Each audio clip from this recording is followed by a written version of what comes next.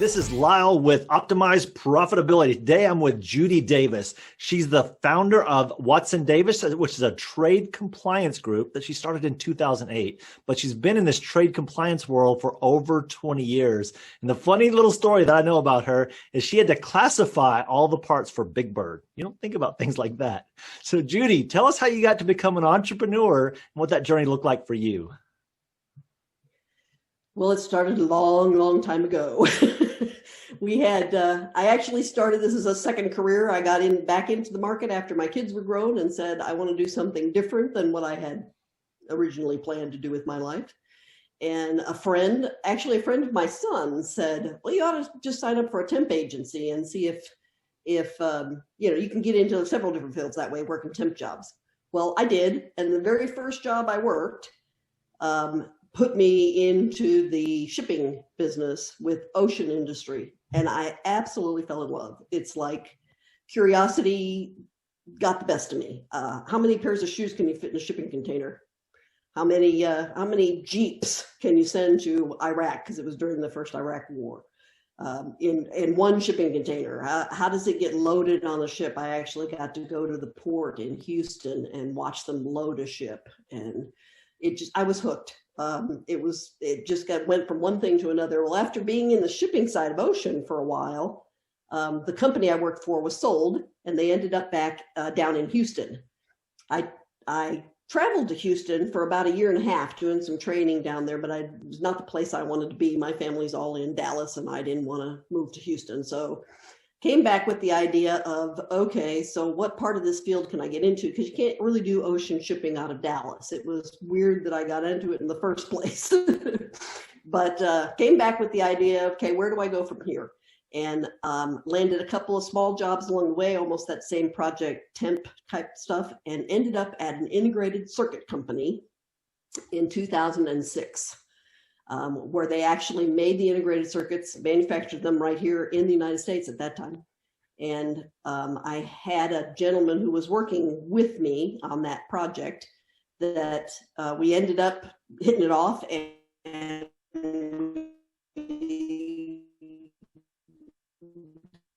he told me one day, I'm tired of hearing you talk about this as a group. Either do it or he's right. So I went down to a lawyer friend of mine and had him help me open an LLC, and we started Watson & Davis. At the time, the boss I was working for was a very encouraging man, I guess is the best way to say it. He pushed and encouraged you to be not just good at the job that you were doing for him, but if you had interests in other areas, he encouraged that. He encouraged you to put yourself out there, to do those things. So when I told him I had started the company, he was all for it. It was like, you work that in your part-time, be sure to stay with me because I want you. And somewhere in that next couple of months, the Department of Homeland Security opened what they called the cargo screening business. From 2001 going forward, if you got on an airplane, your luggage and you got screened, right? We all walked through metal detectors, we did everything. But the cargo that was loaded onto those planes didn't start getting screened until 2008. So there's a big gap in there, and Homeland Security was trying to fill that gap. So they turned it over to the private industry. It wasn't really the public, it's private industry. We had to sign up and qualify, and we went through a whole lot of rigmarole with that. But we finally got into the business. We were the only independent cargo screener in the DFW area. And at that point, we stepped away from what I was doing in trade compliance and went into, it's all kind of the same part of the same business, all part of cargo and screening and classifying and compliance. But you say compliance to people and they go, yeah, what do you, lawyers, ethics, numbers, all those kinds of things that a lot of people don't think very much about. But to me, it was, like you mentioned, Big Bird is fascinating. Disney was opening their park in Japan several years back, and they were sending all the costuming over to Japan and the animatronics for the rides and stuff. Well, when you export something, every piece of that piece of equipment has to be classified, not just You don't just classify Big Bird. You classify all the joints and the feathers and the eyes and the beak and the, all the different pieces that made Big Bird, the Amatron, do what he did in whatever ride it was. So I got to kind of tear Big Bird apart and, and figure out what made him operate, which was fun. So let me ask you, what was the mindset? Because you went from a temporary job to something you enjoyed, and then you decided to make that a career. And as stepping out as an entrepreneur, that's scary for some people. Other people find it really comfortable. What was that mindset for you in that concept? It was very scary. It was. It was not something I would have done, I think, on my own, but the push from the partner and the investment from the boss, who actually put money behind it. But the biggest driver for me was curiosity. I was so curious to know how does cargo, how do things get from one spot to the other? Why do you have to go through so many different steps to send, we have a FedEx mentality in the United States. You put it in a box and you send it. It's not the way it works globally. When you can put it in a box, but then there's a whole lot of qualifications that has to go behind it. Your hat would have to be qualified by itself to be shipped out of the country. It has its own code. That microphone has its own code. My computer has its own code. So everything has to have its own code to go out there. And it was just the idea of being able to dig into that and find out the curiosity that says, how many pairs of shoes can you put in a container? And where's that container going? What's going to happen to it when it gets there? That, to me, it was exciting. And you can't teach somebody to be curious about something. It just either is or it isn't.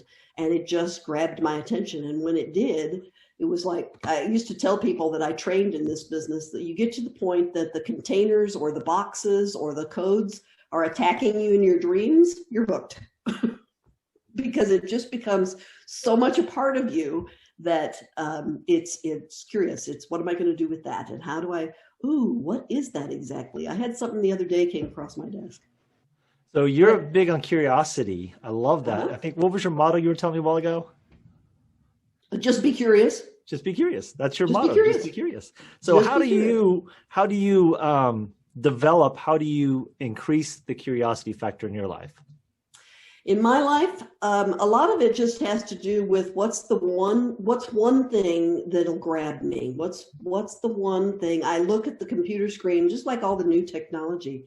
I look at the computer screen and I say, how does that program get from here to China? Or from China to here, as the case may be. And it's all the different roads, inroads and outroads and the people. A lot of it is the people. We talk about, you've probably heard the term supply chain, which has become a buzzword over the last several years. When I first started this business, nobody ever heard of a supply chain. Now the supply chain is a big part of how do you get the materials that you need to do what you do. And you find out that, that little hook that goes onto your computer laptop that hooks it into your computer bag is classified differently. Or the one that really got me going was a bolt. It was just a huge bolt with a nut on it, big. I mean, it had to have been 6 inches tall and 3 inches around. And I found out that it was made for NASA. And I asked, because it was just curious for me. It was like, wow, what would you do with such a big bolt? Well, it was made for NASA. And that not only made it special to go on the spacecraft, but it put it into a whole nother category of compliance. It put it into the defense industry. And so that opened up another door. And it was just one thing after another. The one thing I have found in 20 years in this business is I've never been bored. I mean, there's always something new to learn and to do. Never been bored. Building clients across several different industries. I've got clients on the board right now that range from they build elevators to they build trains to they make integrated circuits. I mean, you've got the whole game, or medicines. I've got a pharmaceutical company right now that I work with. It's fascinating. just fascinating.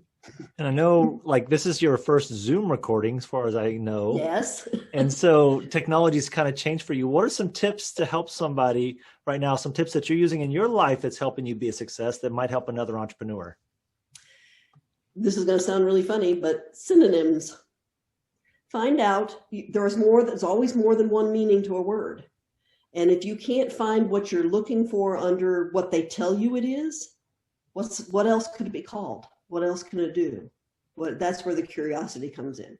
What else can it be called? This is a bolt. Well, what else can it be called? Well, it could be called a stud. It could be called in the hardware world. What else can be called, and what else can it do? There's a whole category in this development that's called dual use. The same integrated circuit that they make to go in this laptop that you and I can talk on Zoom is the identical circuit that's used in a missile. So how do you regulate that to sell it around the globe? They call them dual use items to stay a handle on it so it doesn't end up in the hands of a terrorist. Mm-hmm. Thus, my security issues came into play. And when you work with Homeland Security and you've been under sensitive security information, it's the curiosity that gets to you, you can't always share with somebody else. Oh, yeah. And in and of itself, that's kind of fun, I guess. It's like being a spy, right? Yeah, no, I'm not a spy, but I've got a secret. Now, do you have any interesting stories that you can share officially? I've got some, yeah, sure. Besides Big Bird. Besides Big Bird? I've got a couple security stories. When we were on the cargo screening side of things, remember I told you that came up after the fact, and by the time the cargo got into play for screening, they were already screening baggage and all that stuff. And we've always been, and still are to some extent, a step behind the terrorists. We're always reactionary, unfortunately, instead of being ahead of it. So when we were screening cargo it was a specific type of an X-ray machine that we were able to use to look for things. I had a situation one day, and this has been declassified now, where the bubble wrap inside the box on the X-ray machine looked really odd. And we looked at it, that part of the protocol is you call somebody else in to look at it, more than two eyes, and we finally decided there was something wrong with this package. So we called in TSA and Homeland Security, and they came to the site, and we opened the box up, and somebody had injected nitroglycerin into each one of these big bubbles, so that when the package was opened, wherever it was headed, I don't remember where the package was headed now, they would be able to use that nitro for some nefarious service, obviously. So you're always looking for, it was unusual stuff. It was unusual. And I felt like I was doing something important. Not that we all aren't doing something important, but I guess the thing I would push most on this for any entrepreneur is don't give up on the forward progress. It's been one of the favorite things for me. I was a musician at heart. I've been a musician all of my life. And music says a lot. There's a song that has been a part of me since I started this business. And it's called I'm So Glad is the name of the song, but I'm so glad I didn't give up on the rocky road to my dreams. It's rocky. Sometimes it doesn't grow the seeds you think you planted, and you have to make a shift and you go a different direction. Like we followed the security for a while, and then the airlines picked it up, and we couldn't compete with the airlines. So we shut down that part of the business and we went for straight compliance. The thing that's helped me the most in the last few years has been the connections with people. It's word of mouth. I'm sure you see that a lot in your business too. It's what have you done for one person who then they say, oh, this lady's really good at what she does. She'll dig into it. She'll find out what has to be. She knows the people in Washington. And it's developing those relationships with people and that can help you do your job. Research now. I was telling somebody, we used to have to go to the library to do the research. You get out the regulations and you read, and it could be real dry. Or you try to find a picture of something you were trying to classify. If they told you it was an eye bolt, what does an eye bolt look like? Now, you Google it, right? And that's where the synonyms come in. Because a lot of times you Google eye bolt, but it doesn't come up with what you think it's going to come up with. And how do you identify what it is that you want to do with that? So you pivot to something new and you say, okay, well, that didn't go the direction I need it to go. How do I get back over here? And tell someone that's in that struggle period before the pivot. Keep walking.